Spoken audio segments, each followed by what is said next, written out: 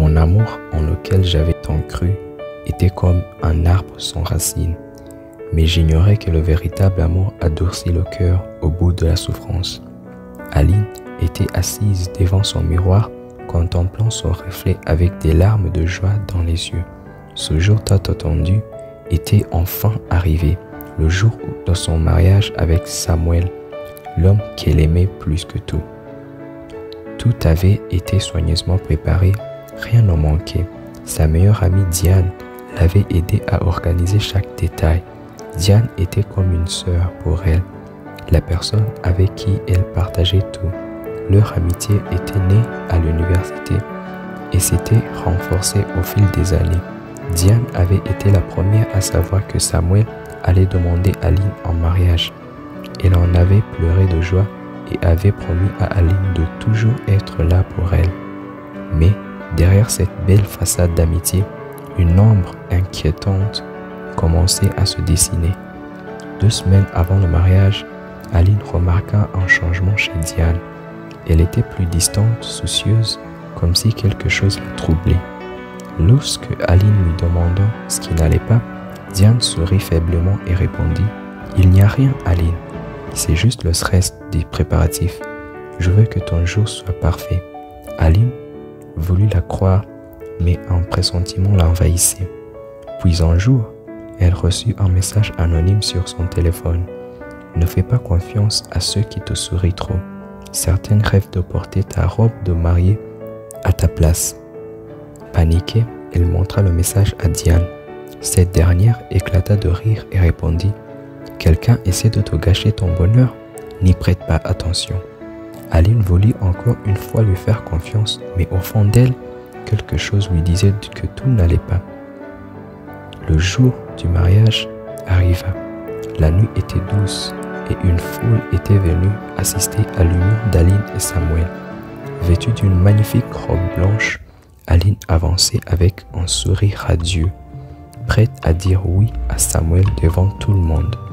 Mais, avant que la cérémonie ne commence, un monsieur accourut vers elle, paniqué. « Aline, viens voir, vite, il faut que tu vois ça. » Le cœur battant, Aline la suivit jusque dans une petite pièce de l'arrière de l'église. Lorsqu'elle ouvrit la porte, elle figea sur place. Diane et Samuel s'embrassaient. Aline pensa d'abord qu'elle rêvait. Elle resta pétrifiée, incapable de prononcer un mot. Samuel recula aussitôt, visiblement honteux.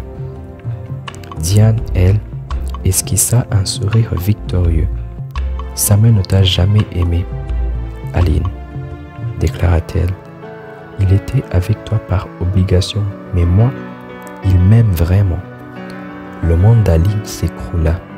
Elle se sentait comme un château de sable balayé par une vague. Elle aurait pu crier, pleurer ou les accuser de trahison, mais contre toute attente, son cœur se calma d'un coup. D'une voix posée, elle dit simplement « Faites ce que vous voulez ». Samuel et Diane restèrent sans voix. « Qu'est-ce que tu veux dire ?» demanda Samuel, déconcentré. Aline retira sa bague de fiançailles, la posa sur la table et déclara « Si vous vous aimez, je vous laisse ma bénédiction. » Puis, sans un regard en arrière, elle sortit de la pièce sous les yeux médusés des invités. Pas de cris, pas de larmes. Elle traversa la salle comme une ombre, le cœur éteint. Aline se dirigeait vers sa voiture, prête à disparaître de cet endroit maudit. Elle voulait fuir loin de ce mariage devenu un cauchemar. Mais alors qu'elle s'apprêtait à démarrer, une limousine noire s'arrêta devant elle. Intriguée, elle observa la vitre teintée s'abaisser lentement. Et là, elle reconnut son visage familier, Luc, son premier amour, l'homme qui l'avait sincèrement aimé, mais que la vie avait éloigné d'elle. « Aline » dit-il, la voix tremblante d'émotion. Aline ne répondit pas. Elle resta immobile, luttant contre ses sentiments, puis poussée par une force inexplicable, elle ouvrit la porte et monta dans la voiture, sous les regards stupéfaits de tous. Dans la limousine, Aline essaya d'expliquer ce qui venait de lui arriver. Luc l'écouta en silence, le regard rempli de bienveillance. « Je suis revenu pour toi, Aline, murmura-t-il.